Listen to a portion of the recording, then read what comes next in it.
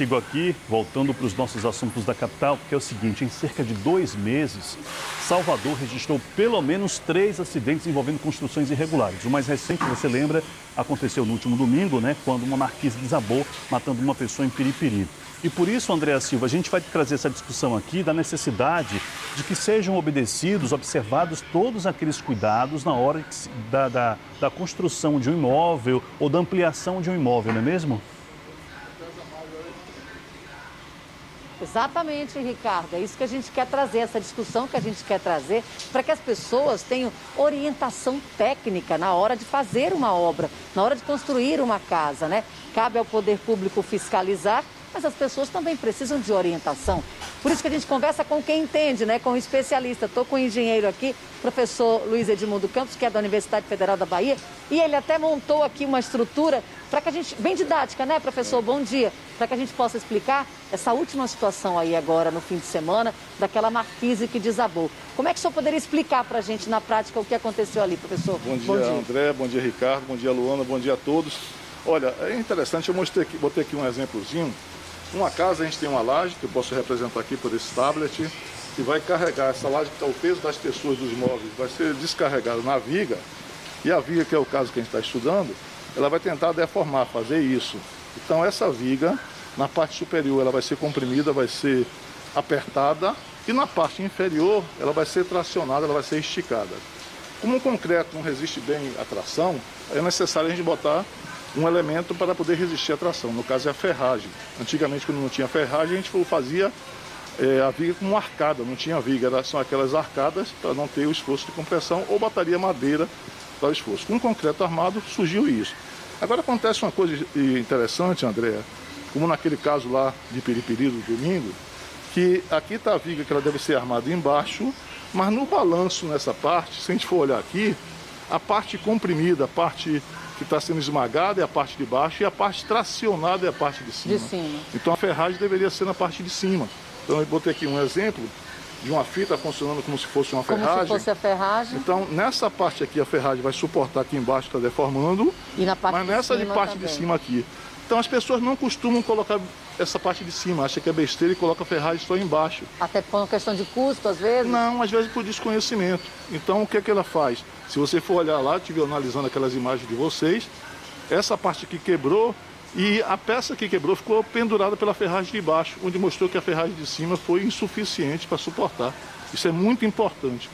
As pessoas esquecem muito de colocar essa ferragem na parte de cima, pensando que a ferragem só pode ser na parte de baixo. Professor, onde que as pessoas conseguem uma orientação como essa antes de começar uma construção? Porque essa orientação tem que vir da base, né, professor? A gente está trabalhando, André, na montagem de escritório de assistência técnica. Ricardo lembra disso, que tempos atrás, quando ele andava na rua, nós fizemos uma reportagem na Ladeira do Cacau, onde eu levava os alunos para poder praticar engenharia em população de baixa renda. Então a gente trabalhou durante esse período e, graças a Deus, tudo está se somando, porque hoje as diretrizes curriculares dos cursos de engenharia são obrigadas a ter 20% de carga de extensão. Então a gente está conversando com todas as instituições de ensino para que a gente tenha nas escolas de engenharia escritório de assistência técnica, como existe nos cursos de Direito e de Práticas Jurídicas. A UFBA está implantando isso, professor? A UFBA está implantando, vem colocando, já teve uma emenda parlamentar para atuar junto com a residência de arquitetura. Temos também experiência na Unifax, na Unijorge, Tulalores. Temos experiência em Feira de Santana, com o professor Gerinaldo e o professor Diógenes atualmente. Temos o escritório da prefeitura também. É só que ele vê muito mais a parte de arquitetura. Agora, professor, numa situação como essa, então a pessoa procura esse escritório e, sem custo, vai ter essa assistência de forma gratuita? Nós estamos trabalhando também, eu esqueci de citar, um grande colaborador que a gente tem no momento, que é a doutora Betânia, da Defensoria Pública, que se somou também nisso. A ideia é que o atendimento seja gratuito para toda a família que tenha renda inferior a 3 salários mínimos. Os recursos a gente está buscando para pagar os profissionais que vão dar essa assessoria.